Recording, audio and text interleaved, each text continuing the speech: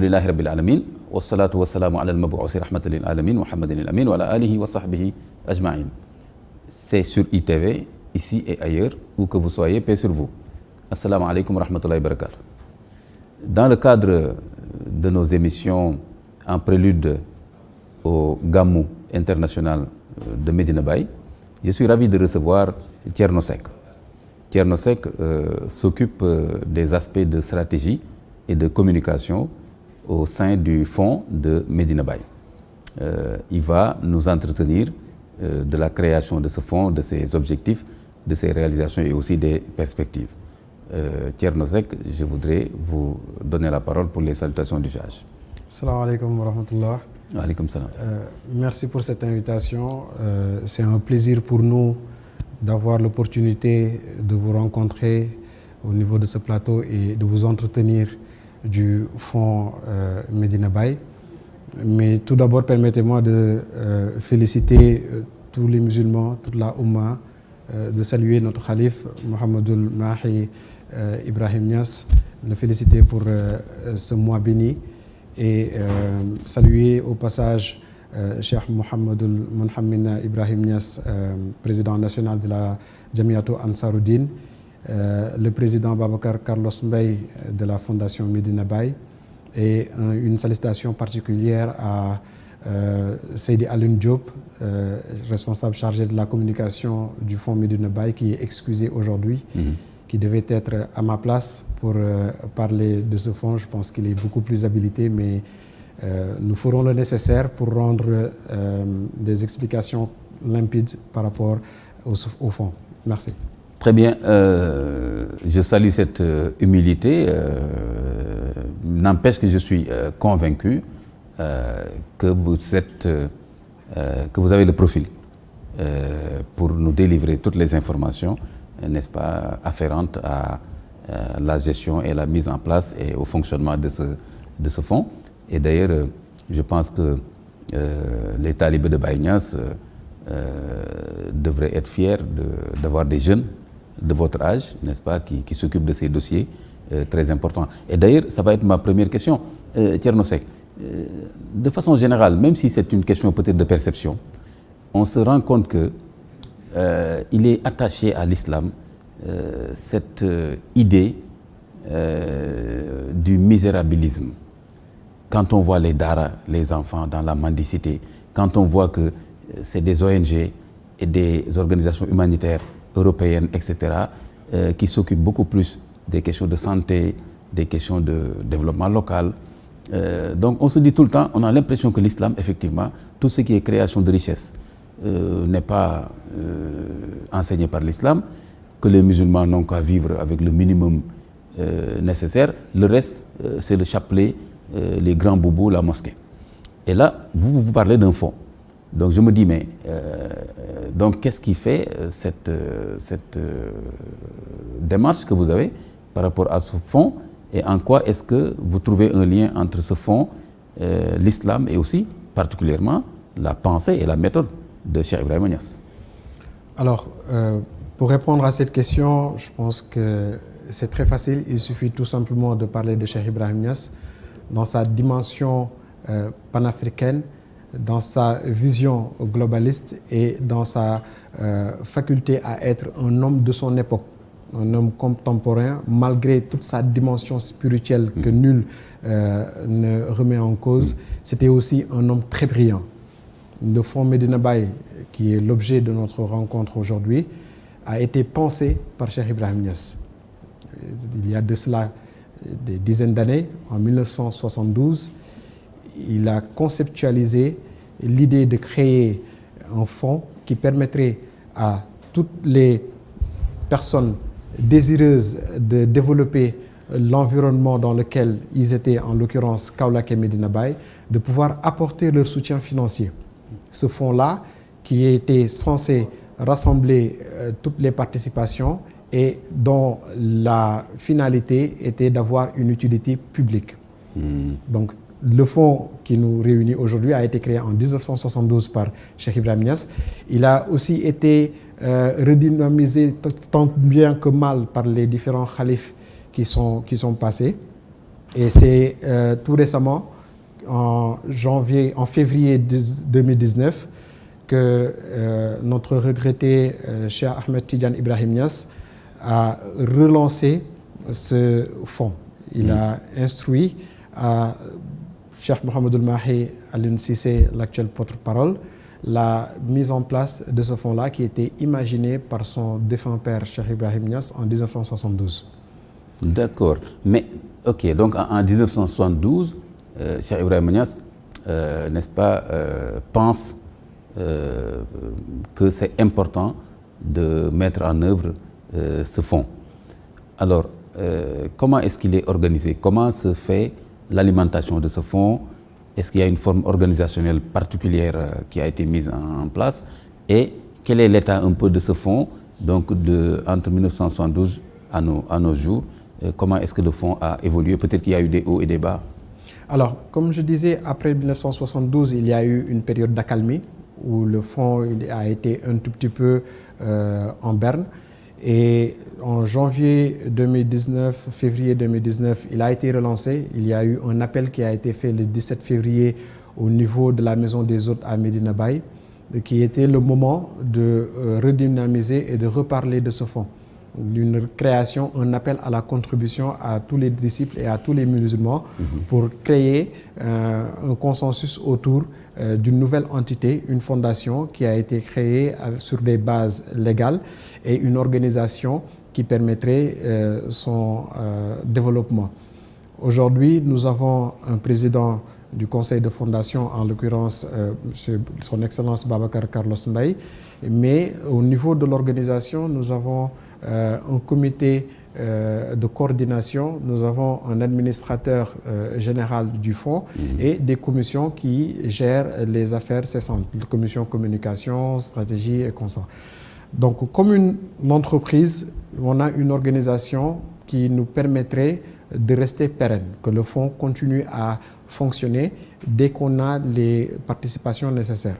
Donc, pour revenir à l'alimentation du fonds, il s'agit de participation volontaire des différents talibés, des différents condisciples, des musulmans et de façon générale de toute personne désireuse d'apporter sa pierre dans l'édification d'un développement communautaire, d'un développement social qui se doit important dans la communauté déjà de Medina Baye, mais au-delà. Parce qu'aujourd'hui, la vocation du fonds, c'est d'apporter un soutien technique et financier pour la réalisation de projets de développement pérennes. D'accord. Mais donc, on sent là, avec ce que vous venez de nous expliquer, que 2019 est une année vraiment charnière. C'est un sursaut qui est demandé pour alimenter et faire fonctionner le fonds. Mais quels sont les principaux dossiers, je peux dire les principaux dossiers ou objectifs, n'est-ce pas, du fonds? Vous voulez faire quoi? Vous voulez financer quoi? Alors, le fonds a comme objectif, comme je disais tantôt, d'appuyer de manière technique ou financière des projets pérennes qu'on allait étudier, mais ces projets-là vont être encadrés dans différents domaines que l'on appelle des causes. Aujourd'hui, il y a le domaine de l'éducation et de la formation. Nous avons aussi le domaine du développement durable et de l'utilité publique. Et nous avons aussi le domaine de la santé, du social et de la culture. Pour chacun de ces domaines, des projets sont entrepris. Aujourd'hui, pour donner des exemples en termes de réalisation, à la suite des différentes campagnes de collecte qui ont été effectuées en 2019, nous avons entamé un projet d'extension de l'Institut islamique El Hadj Abdoulaye Niass en construisant un bâtiment de R+2 de 2 étages qui consulte des salles de classe. Aujourd'hui, le niveau d'avancement de ce travail est estimé à plus de 80%. Au-delà, nous avons aussi entrepris la construction d'une bibliothèque, toujours dans le terme de l'éducation et de la formation, dont le financement est en cours. Les travaux ont déjà démarré. Si nous allons dans le domaine de la santé et du social, nous savons que 2020 a été marqué par la pandémie, la Covid-19.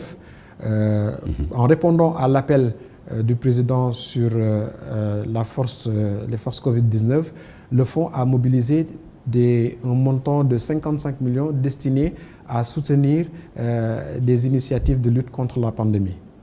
Au-delà de ces montants-là, plus de 200 daara ont été accompagnés pour des vivres, pour des matériaux de gestion sanitaire et d'accompagnement pour les enfants qui sont dans ces centres de formation-là.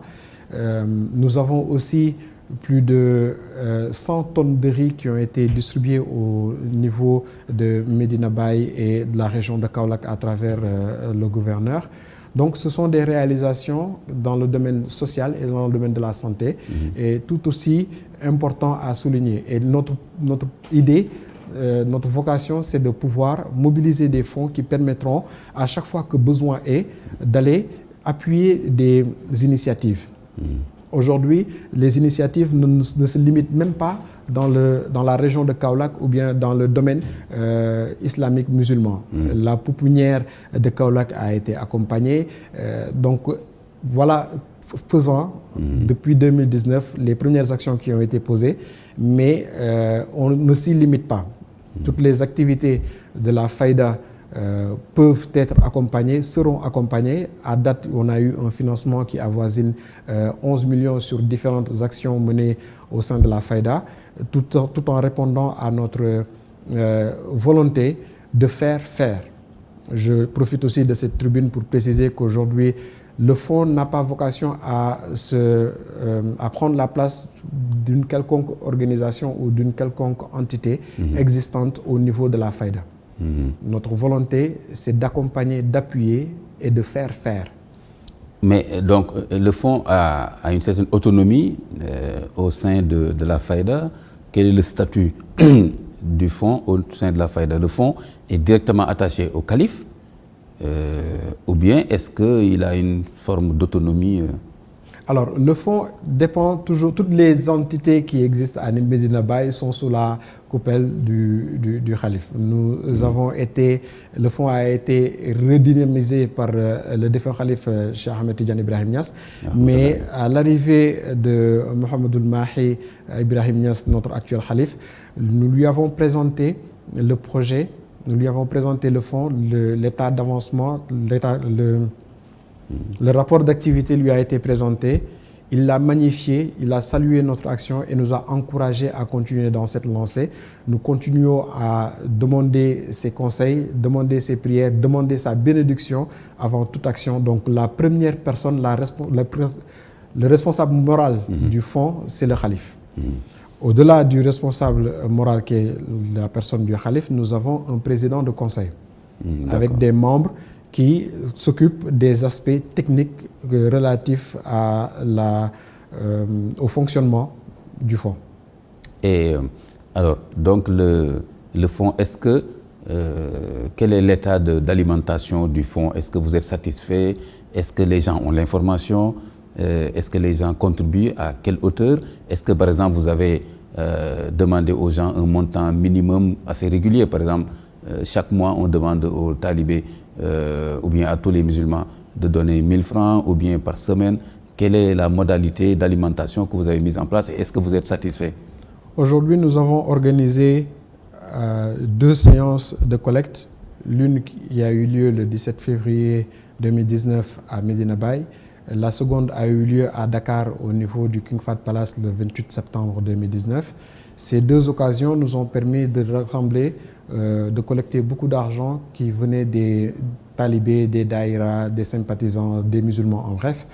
Mais au-delà de ces collectes qui se font de manière ponctuelle, nous avons aussi des moyens de participation à travers les mécanismes de transfert d'argent qui permettent à tout talibé de participer partout dans le monde, de participer, que cela soit par des transferts d'argent, que cela soit par des virements bancaires ou même d'autres moyens de paiement. Nous avons demandé à tous les talibés de participer, mais nous ne fixons pas de fréquence. Aujourd'hui, celui qui peut apporter sa contribution toutes les semaines peut faire sa contribution toutes les semaines. Et les gens ont l'information, ils savent où envoyer l'argent? Oui. Nous avons des moyens de participer. Nous avons un numéro, si vous me le permettez, de le rappeler, le 77 481 04 04, à travers lequel des transferts peuvent être faits par Orange Money ou par Wave. Mais nous avons aussi un code marchand, le 24 084. Je vais me permettre de répéter encore, afin de pouvoir bénéficier encore de plus de participation. Donc, je disais le 77 481 04 04 par Orange Money et par Wave, mais aussi le 24 04 84 comme code marchand sur Orange Money. Par ces moyens-là, toute personne désireuse d'apporter sa contribution dans ce gros projet-là pourra nous faire parvenir sa participation. La fréquence, comme je disais tantôt, n'est pas fixée. Chacun peut faire par mois, par semaine, par heure, hein, pourquoi pas.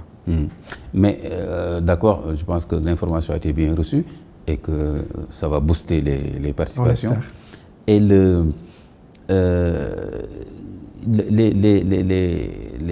objectifs ou bien les créneaux que vous avez ciblés, vous avez parlé de la question de l'éducation avec l'Institut de Baye Niasse, vous avez parlé de quels autres créneaux? Qu'est-ce qu'il y a en dehors de ça? La santé, il y a les trois grands domaines. Il y a trois grands domaines, donc les causes, c'est éducation et formation, dans lequel nous avions en cours de réalisation ces projets cités au niveau de l'Institut islamique El Hadj Abdoulaye Niasse et puis la construction de la bibliothèque Baye Niasse. Il y a aussi le domaine de la santé, le social et le culturel. Aujourd'hui, dans ces domaines, la réalisation à date, c'est l'appui financier qui a été fait durant la pandémie Covid-19, mais aussi le soutien qui a été octroyé aux différents daras dans des localités autour de Kaolack, dans Kaolack même. Mais ce sont les grandes lignes qui nous concernent, qui nous intéressent. Donc tout projet qui touche le développement durable, la santé, le social et le culturel, l'éducation et la formation sont des projets susceptibles d'intéresser le Fonds Médina Baye par son initiative personnelle, mais aussi par un accompagnement ou un soutien que l'on pourrait apporter à toute autre entité hors Fonds Médina Baye qui porte ce type de projet et qui a besoin de notre soutien. D'accord. Et est-ce que le Fonds Médina Baye travaille en collaboration avec les autorités locales? Parce qu'il y a la mairie qui a ses projets, il y a même l'État aussi qui a ses projets, et on sait que Kaolack en particulier a beaucoup de problèmes d'assainissement. Vous avez parlé du développement durable, c'est quelque chose de très large.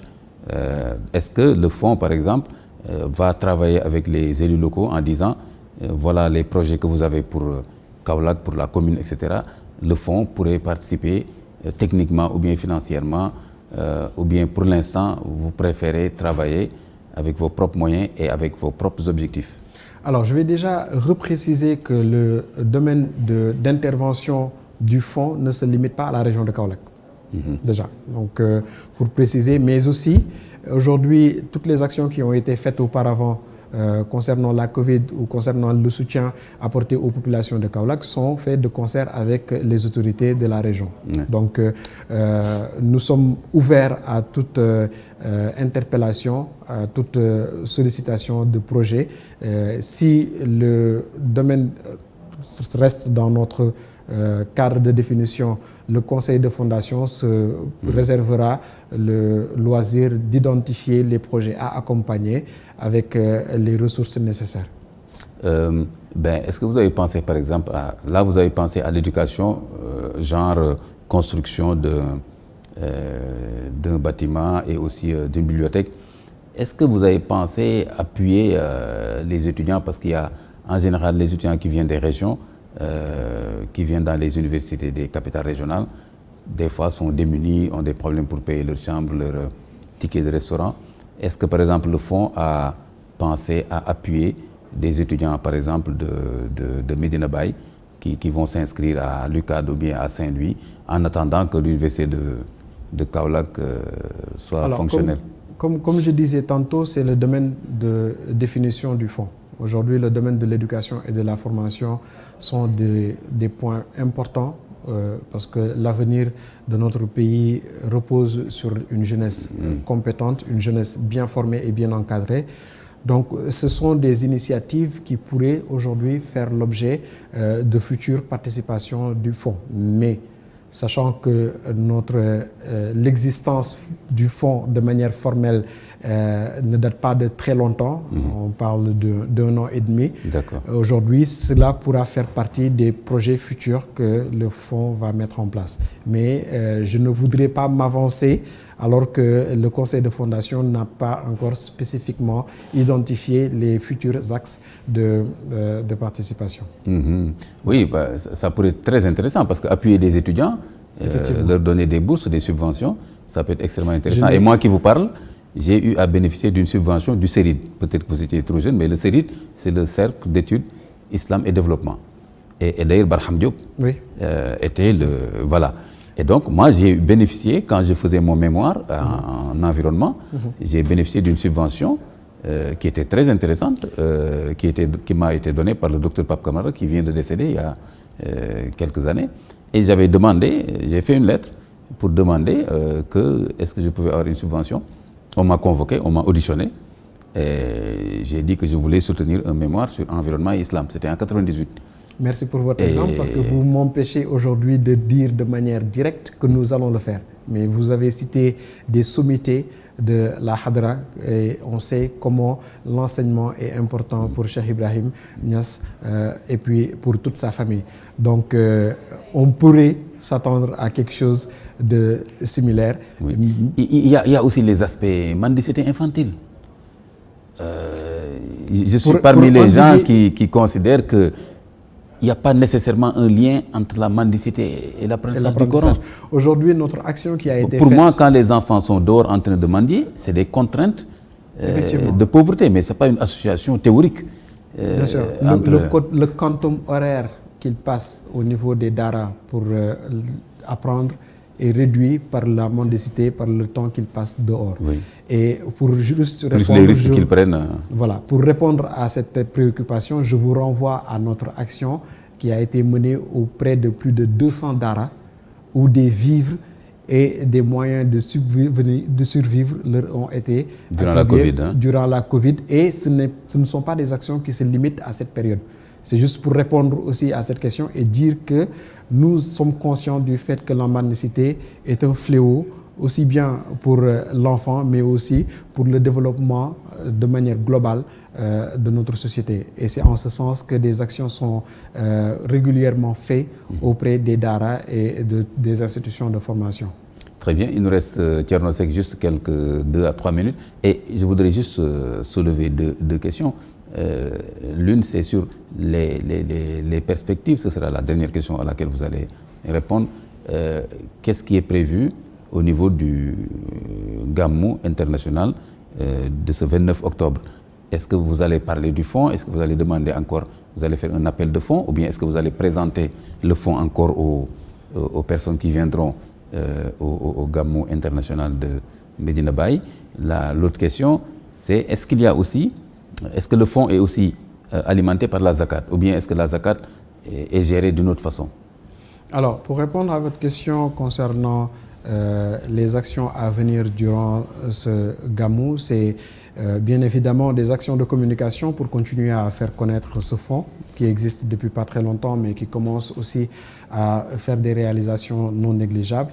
Et pour profiter aussi de cette tribune pour partager les réalisations à date à tous les fidèles, à toutes les personnes qui nous ont accompagnés, tous les participants sympathisants, leur montrer ce qui a déjà été fait et vers où on va. Vers où on va, c'est le premier jalon, c'était un FMB1 avec un montant ciblé d'1 milliard pour 2020.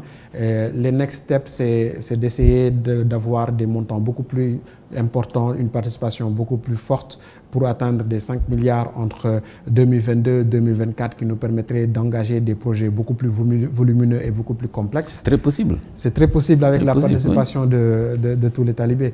Et l'horizon un peu plus loin, c'est d'avoir 20 milliards, plus de 30 milliards pour que le fonds soit en mesure de porter des projets vraiment importants nous pouvons le faire. Aujourd'hui, ce dont nous avons besoin, c'est d'une vision claire qui est déjà là, qui a été impulsée par Cheikh Ibrahim Niass.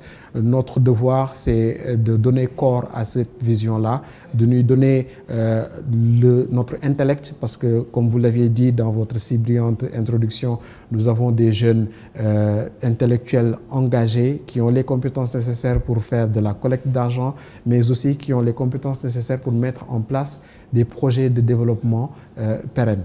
Donc aujourd'hui, notre volonté, c'est déjà d'avoir la participation de tous. Je profite de cette occasion pour appeler tous les condisciples, tous les musulmans, tous les sympathisants à soutenir le Fonds Medina Baye, parce qu'aujourd'hui, notre vocation, c'est d'avoir un impact important dans la transformation de nos économies, dans la transformation de la cité religieuse qu'est Medina Baye, mais aussi de notre forme de gestion de la cité et des affaires afférentes à celle-ci. Très belle conclusion, Thierno Seck. Donc vraiment, je vous remercie d'être venu nous entretenir sur le fonds Medina Baye. Je souhaite plein succès à ce fonds et je souhaite que vous puissiez arriver à atteindre en tout cas la plupart de vos objectifs.